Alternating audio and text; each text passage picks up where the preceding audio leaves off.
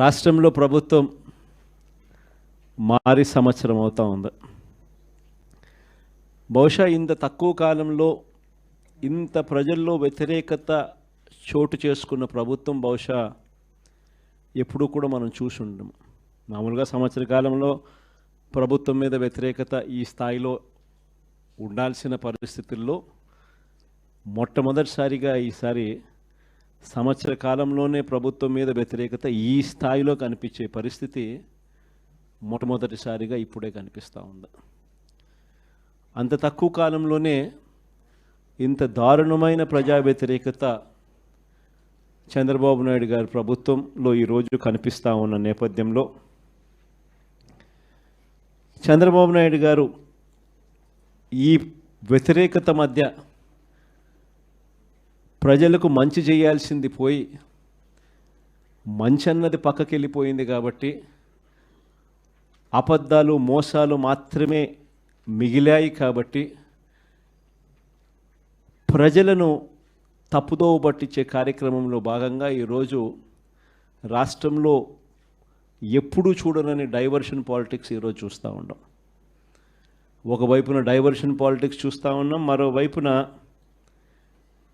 అణిచివేత ధోరణి అన్నది ఎవరైనా కూడా ప్రజల సమస్యల మీద ఎవరైనా స్పందిస్తే, ఎవరైనా గట్టిగా అడగడం మొదలెడితే ఆ గొంతును నొక్కడం కోసం ఎప్పుడూ చూడని విధంగా ఈరోజు రెడ్ బుక్ రాజ్యాంగ పరిపాలన ఈరోజు మనం చూస్తూ ఉన్నాం.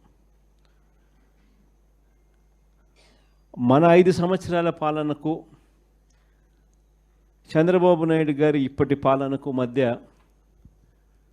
తేడా అన్నది ప్రస్ఫుటంగా ప్రజలకు అర్థమయ్యేట్టుగా ఈ సంవత్సర కాలంలోనే పాలన చూస్తే ఎవరికైనా కూడా ఇట్టే అర్థమయ్యే పరిస్థితి, వ్యత్యాసం అన్నది ఈరోజు ప్రతి ఒక్కరికి కూడా తేడా తెలుస్తూ ఉంది. మన 5 సంవత్సరాల మన కాలంలో ఎప్పుడూ ఇంతకు ముందు జరగని విధంగా వివక్ష లేకుండా కులం చూడలేదు, మతం చూడలేదు, రాజకీయాలు కూడా చూడలేదు, చివరికి ఏ పార్టీ అని కూడా చూడకుండా మంచి చేసిన ప్రభుత్వం ఒకవైపున మనది కనిపిస్తే రెండవ వైపున ఇటువైపున ఈరోజు ఈ సంవత్సర కాలంలో కనిపిస్తూ ఉన్నది ఏమిటి అని అంటే మంచి అన్నది ఎలాగూ లేదు, వివక్షకు తావు ఎలాగూ లేదు. ఎందుకనంటే ప్రతి పథకము ఏ పథకము లేదు కాబట్టి. మరోవైపున పూర్తిగా రెడ్ బుక్ రాజ్యాంగం అమలు చేస్తూ విడిగా ఈరోజు అన్యాయాలే కనిపిస్తూ ఉన్నాయి. మన ప్రభుత్వంలో ఎప్పుడూ చూడని విధంగా విద్య, వైద్యం, వ్యవసాయం, పారదర్శకత పాలన, law and order, Disha app లాంటివి రెవల్యూషనరీ రిఫార్మ్స్ తీసుకొని వచ్చి ఎప్పుడు చూడని మార్పులు మనం తీసుకొస్తే ఈరోజు ప్రతి వ్యవస్థ కూడా కొలాప్స్ అయిపోయిన పరిస్థితులు ఈరోజు కనిపిస్తూ ఉన్నాయి. వీటి అన్నిటికీ సంబంధించి మొన్న ఈ మధ్యకాలంలోనే వారం రోజుల కిందటనే సుదీర్ఘంగా ప్రెస్ కాన్ఫరెన్స్ కూడా పెట్టాం. దాదాపు 2 గంటల సేపు సుదీర్ఘంగా ప్రెస్ కాన్ఫరెన్స్లో మన పాలనకు ఆయన పాలనకు మధ్య తేడా చూపిస్తూ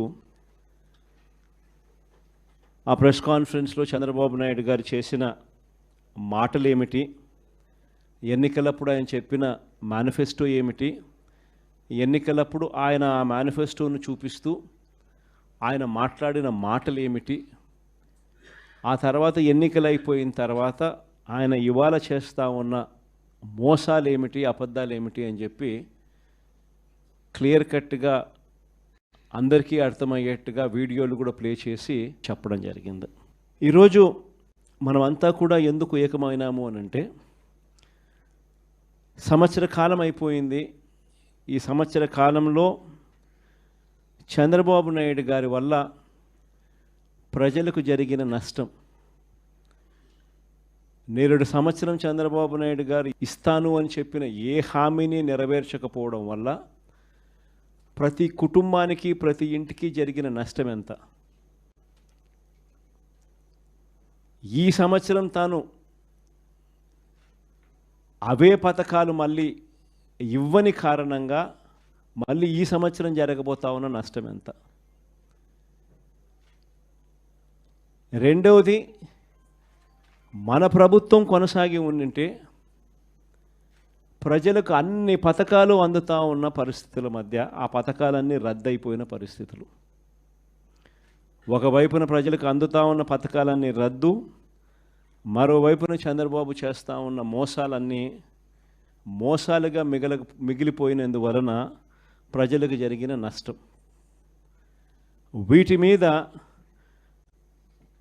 ప్రజలను మరింతగా కూడా చైతన్యవంతులను చేస్తూ, ఎందుకంటే చంద్రబాబు నాయుడు ఈ మధ్య అంటా ఉన్నాడు, అసలు ఇంతవరకు తన మేనిఫెస్టోలో చెప్పిన ఏ విషయం మీద కూడా, ఏ హామీని కూడా, రిబ్బన్ కూడా కట్ చేయకుండా నేను అన్నీ చేసేసాను, ఇంకా ఎవరైనా ప్రశ్నిస్తే మీ నేలకు మందం అని చెప్పి ఏకంగా బెదిరిస్తూ ఉన్నాడు.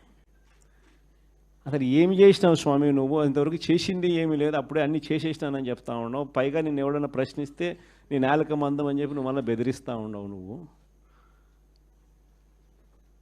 అని చంద్రబాబు నాయుడు గారిని గట్టిగా నిలదీసే కార్యక్రమంలో భాగంగా చంద్రబాబు నాయుడు గారి మేనిఫెస్టోను మళ్ళీ ఒకసారి రీకాల్ చేస్తూ అంటే ఒక కొత్త ప్రోగ్రాం ఈరోజు లాంచ్ చేస్తూ ఉన్నాం. ఈ ప్రోగ్రాం నేను ఇక్కడ నుంచి లాంచ్ చేసిన తర్వాత 4 వారాల పాటు ఈ ప్రోగ్రాము రకరకాల స్థాయిల్లో, అంటే జిల్లా స్థాయి నుంచి నియోజకవర్గ స్థాయి నుంచి మండల స్థాయి నుంచి గ్రామ స్థాయి, రకరకాల స్థాయిల్లో ఈ ప్రోగ్రాం అనేది ప్రతి ఇంటికి ఈ కార్యక్రమాన్ని తీసుకొని పోతాం.